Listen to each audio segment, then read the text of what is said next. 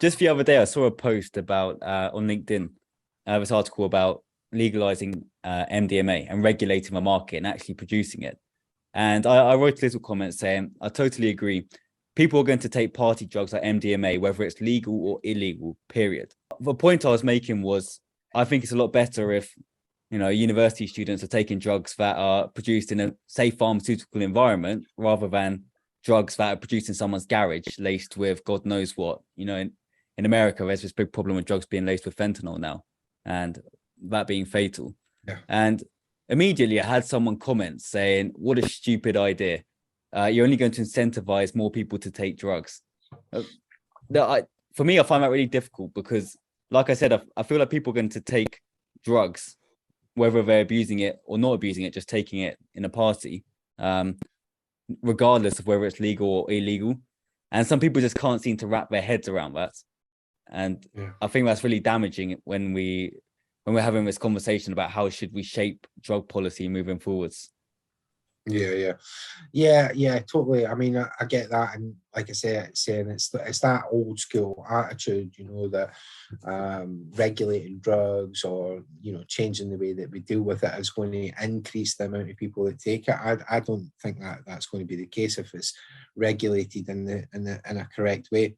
When we talk about regulating drugs, certainly when I talk about regulating drugs, I'm not talking about going out, as we've done with nicotine and alcohol, and advertising it on football strips or Formula One cars. Like when I talk about regulating drugs like heroin as an example, I talk about rather than the people who are currently dependent on heroin getting that through a criminal supply chain, which is never going to be broken. That supply chain is never going to be broken. It doesn't matter how much money the police throw at it and how much resources they throw at it. They've been doing that for years.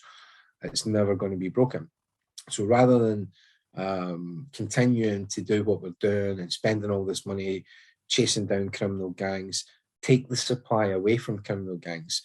People who are dependent on heroin, give them a safe, regulated supply.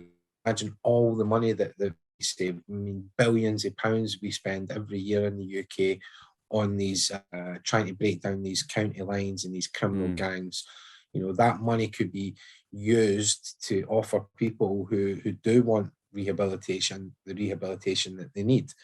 In terms of things like MDMA, I mean, I don't know if you've heard of Professor David Nutt, but he used to be like the chair of the Advisory Council on the Misuse of Drugs Act when Tony Blair was in charge and sort of New Labour.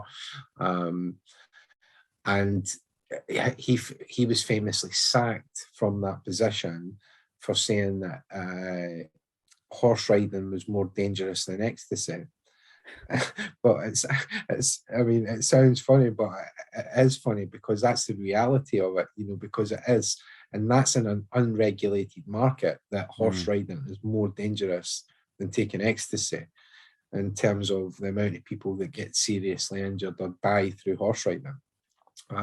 Can you imagine how little danger there would be to consuming a drug like MDMA or ecstasy if it was actually properly regulated? Because 99.9% of the danger of that drug right now is that the content, we don't know the content, people don't know the content when they're taking it, and those are the types of drugs that like those drugs that are not associated with high levels of dependency, that could be regulated really easily, and supplied really easily through a regulated system.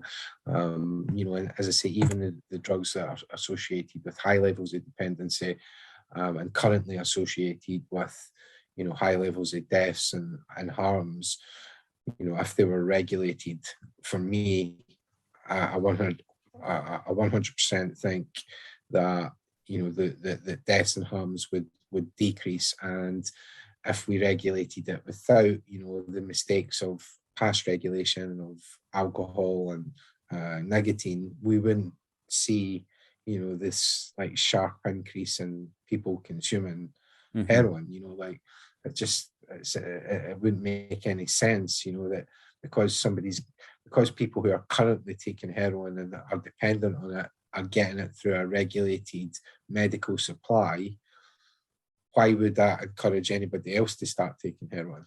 It's not like, as I say, it's not like you're going to start seeing it advertised in between Britain's Got Talent on STV, ITV, like you do with currently still with alcohol,